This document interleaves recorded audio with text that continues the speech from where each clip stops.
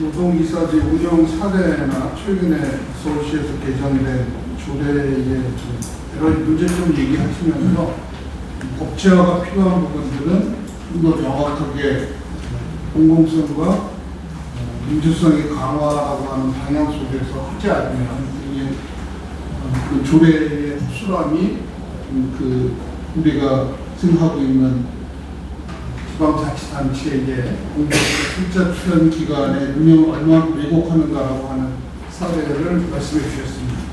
자, 저희 마지막 토론인데요. 보통 이렇게 노조 지부장님이나 위원장님은 그냥 안 가시기 때문에 마지막에 가고 있습니다. 우리 공공운수 노조 서울시 출연기관 지부 마건철 지부장님을 심찬박수 모시도록 하겠습니다. 예, 반갑습니다. 지금 시간이 3시 53분 마지막 토론자입니다. 이렇게 따로 이제 30분부터 이제 풀로 질문을 받아야 될 시간에 마지막 질문자 굉장히 부담스럽고요. 더군다나 제가 토론문 2회에 또 유엔이 사무관님의 또 마지막 시간까지 제가 보장을 해야 되는 그런 역할까지 있는 것 같아서 되게 짧고 굵게 시원하게 얘기하도록 하겠습니다.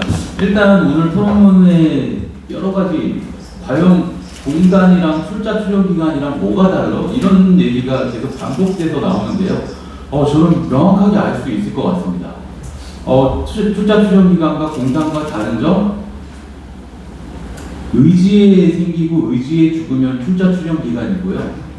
다른 부분에 있어서 까탈스럽게 생기고 까탈스럽게 없어지면 공사공단입니다. 이건 법률로서 바로 확인할 수 있는데요. 출자 출연 기간 법률에 의해서 출자 출연 기간은 출연금 2억 미만, 출자 5억 미만은 중앙정부 협의 없이 그냥 시장, 지자체장 단독으로 설립할 수 있습니다. 너무너무나 쉽습니다. 그냥 의지만 있으면 됩니다. 그럼 없어지는 규정은 또 법률상으로 어떻게 되는지 보실래요?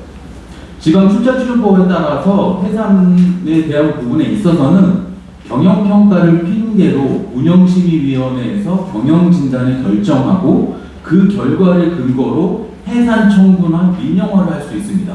그럼 여기서 운영심의위원회가 뭔가 보호망 아니야? 라고 얘기하실 수 있는데요. 제가 이제 노조위원장 11년 차거든요. 11년 중에서 박원순 시장과 오세훈 시장 두 명의 시장을 경험했는데 운영심의위원회가 적극적으로 가장 많이 운영된 거는 오세훈 시장 때입니다. 오세훈 시장이 이 통폐합의 모든 근거를 운영심의로 돌렸고요. 그럼 왜 그러지라고 봤을 때 운영심의위원회 구성을 보시면 그냥 쭉 읽어봐도 알고 그냥 시장이 지정한 사람들로만 구성이 되어 있습니다. 그게 출자 출연 운영에 관한 법률에 따른 운영심의위원회의 실제 현실입니다. 이렇듯 법률 자체가 만약에 지방공기업법은 그나마 골격을 가진 철근 구조의 건축물이라고 한다라고 하면 물론 안에 내용물이 운영민주화나 기타 부분에 있어서 공공성의 내용이 비어 있다라고 하면 출자 출연 기간 운영에 관한 법률은 텐트입니다. 텐트. 구조 자체가 없어요. 텐트도 그냥 원터치 텐트입니다. 한번 눌러서 세워지고 없어질 때도 그냥 한 번에 접을 수 있는 그 정도로 굉장히 미미합니다. 제가 이제 출연기간 지부에 7개의 출연기관들이 속해 있습니다. 그 중에 24년도에 저희 출연기관 지부에 2개의 기관이 통폐합 기관으로 지정이 됐습니다. 그 과정은 24년도에 서울시 사회서비스원, 서울기술연구원, 그리고 서울공공보건의료재단 이 3개 기관이 사라졌고요. 그리고 서울시 50플러스 재단이 지금 남아 있습니다. 그 과정을 보시면 아무것도 없이 뜬금없이 서울시장이 언론 발표를 합니다. 서울시의 출연기간 통폐합할 거야. 4개 기간 통폐합할 거야. 언론 발표가 먼저 나요. 그 다음에 경영평가 점수가 발표가 됩니다.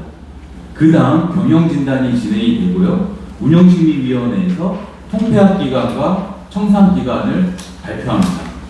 이게 출자 출연법에 따라서 해산 절차에는 다 들어가 있습니다. 근데 뭐가 달랐죠? 순서가 달랐습니다. 법보다 위에 있는 게 지자체장의 의지입니다.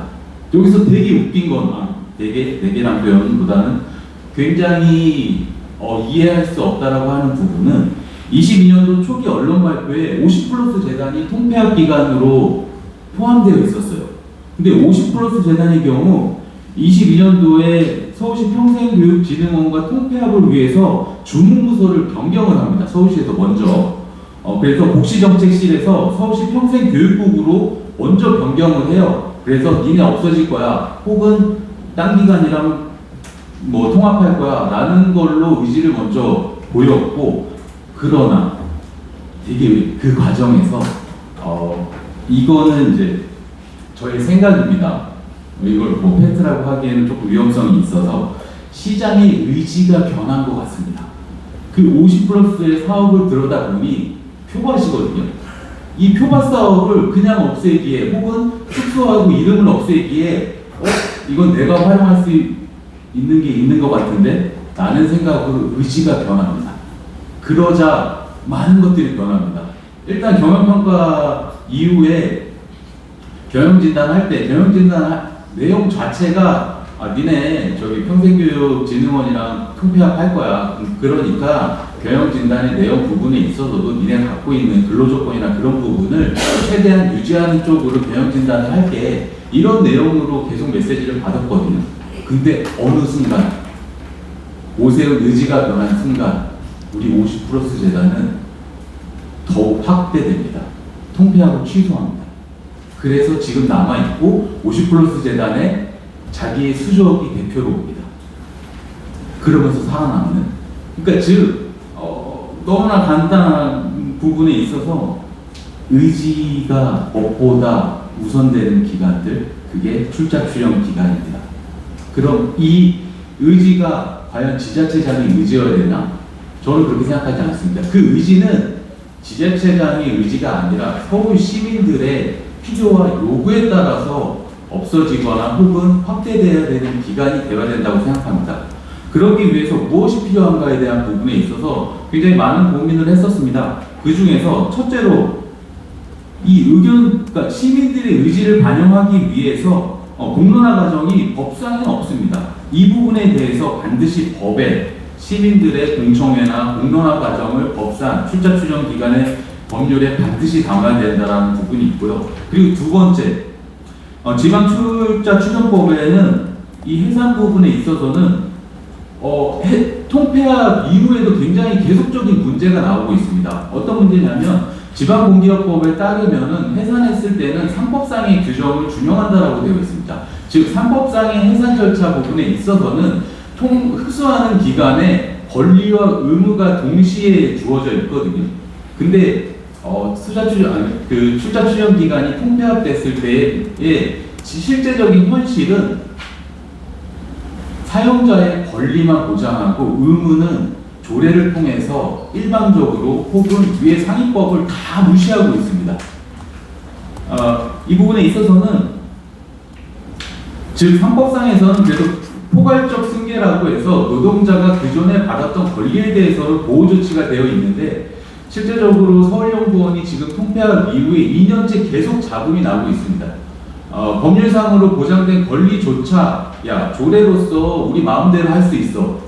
이거 법적으로 문제가 있어 라고 했을 때 그거는 니네가 법적 제기해. 그래서 지금 본안소송에 올라가 있고요. 말씀드린 소송이 이제 진행 중에 있는 거죠. 근데 입장은 지금 일단 우리가 하고 싶은 거 할 거야. 법적으로 문제 있으면 그건 나중에 2, 3년 후에 결정되면 그때 받고 이 느낌으로 와서 이 부분을 반드시 보완하기 위해서 출자 출연 기관 운영에 관한 법률에는 지방공기업 법에도 있는 해산했을 때는 상법상에 대한 해산 절차를 준용한다라는 문구가 반드시 필요하다고 봅니다.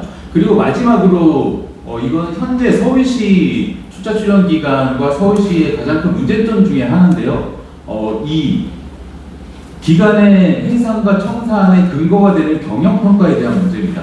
실제 서울시의 경영평가는 10년이 넘게 한 기관이 독점을 하고 있습니다. 그 독점전 사항에서 거의 철옹성으로서 물소부위의 권한을 누리고 있습니다. 이 K맥에서 나오는 그 평가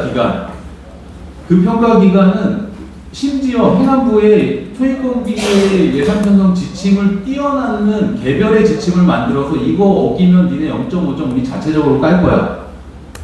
이런 형식으로 진행이 되고 있어서 이 평가 기간, 평가에 대한 그런 공정성 부분에 있어서도 반드시 출연 기간 부분에 법률 안에서 보장돼야 된다고 생각합니다.